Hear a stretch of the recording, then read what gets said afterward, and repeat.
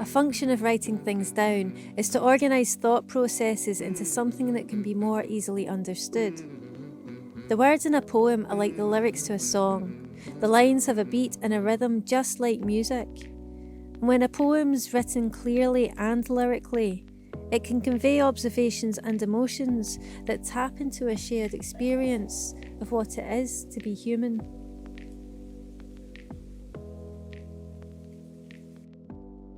I biked up Troopers Hill to see Bristol displayed. Shaped by mines and quarries, it's now a protected reserve, a win for nature since those industries decayed. Poetry gets a terrible rep. It's been commandeered by, I don't know, people that think that poetry should be ambiguous and be thee and thou and obscure. I laugh cycling down the named Granny's Lane. Lane means it's wide enough to roll a cask of wine. But why is it called Granny's? Did she stop wine spillage?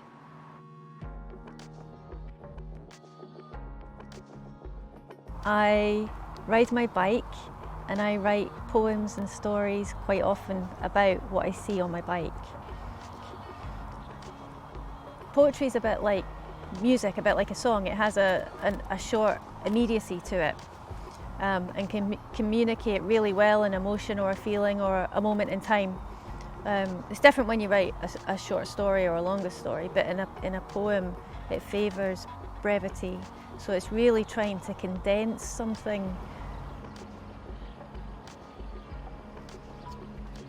Kingswood, in medieval terms, means a royal hunting preserve, where from Lodge Hill, Saxons sought and chased wild deer for dinner. Now near here, for the people's meals, it's takeaways which serve.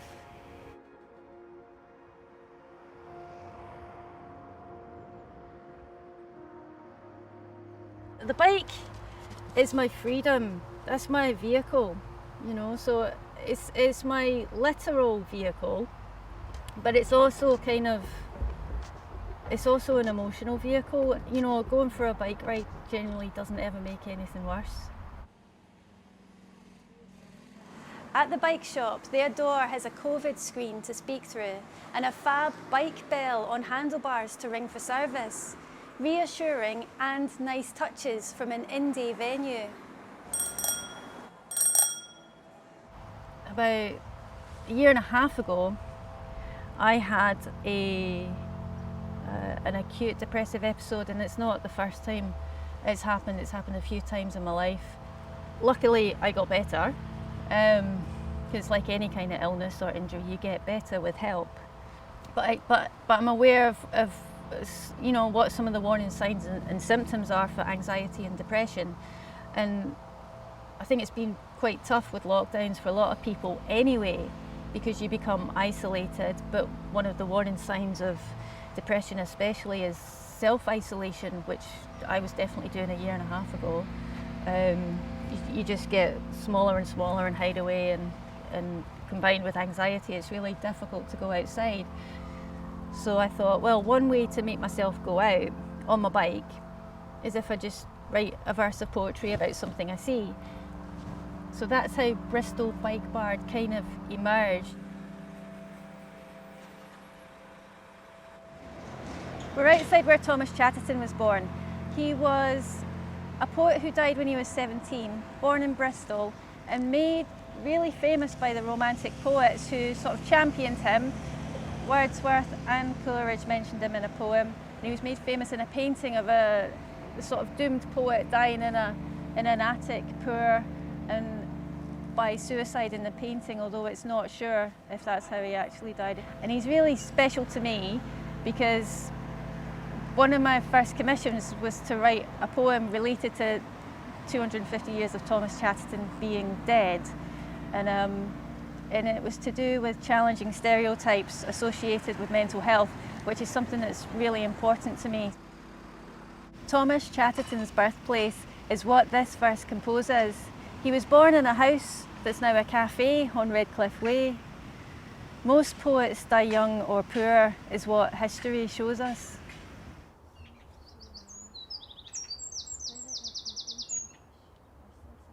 I love this tree off Troopers Hill's beaten footpath. Me, my bike and a blackbird sat amongst seed-sowing winds. Whether it be Old English or sessile oak, perched here many hath. Some poetry is really obscure. You also have to dedicate a bit of time to read it. From school or a wedding or a funeral sometimes, usually people have got something that they do like, but they just don't necessarily regard themselves as poetry fans. There is a street in Bristol where local humour combines with a phrase people say when getting off the bus. Folks voted to name this street Cheers Drive, one of life's great signs. I decided to try and be a bit more environmentally friendly for a year, and I thought one way to do that would be to write a verse a day for an entire year. The way everything is structured, it is not easy being green, so it was about where I was going right and where I was going wrong.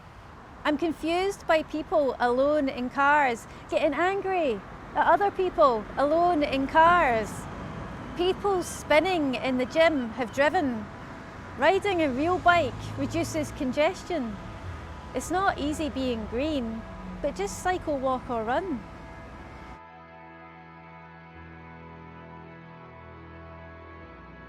I don't specifically set out to write a social commentary poem.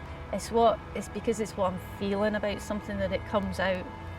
I would go through this underpass on my commute home from work, and there'd be this guy dealing there, and he was so brazen and it was so wrong. And it was a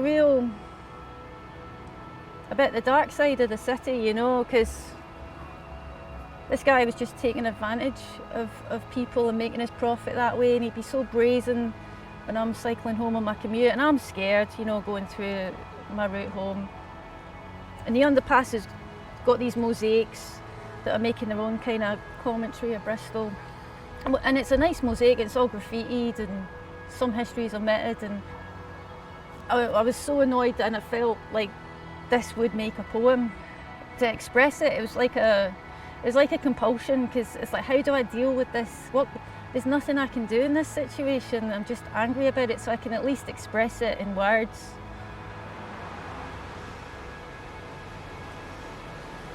I cycle quickly past the junkies in the underpass. Their dealer stands dead centre, a white man dressed in black, astride a bike with no lights, this underworld his stage. Evening, brays this king of short, sharp pricks, as I ride wide of him, pedalling his shit to two locals laid low between the broken glass and grit. His shout carries a glint, like the water in the bottle, and the tarnished metal spoon I spy left at pedal level, a scene waning like the moon.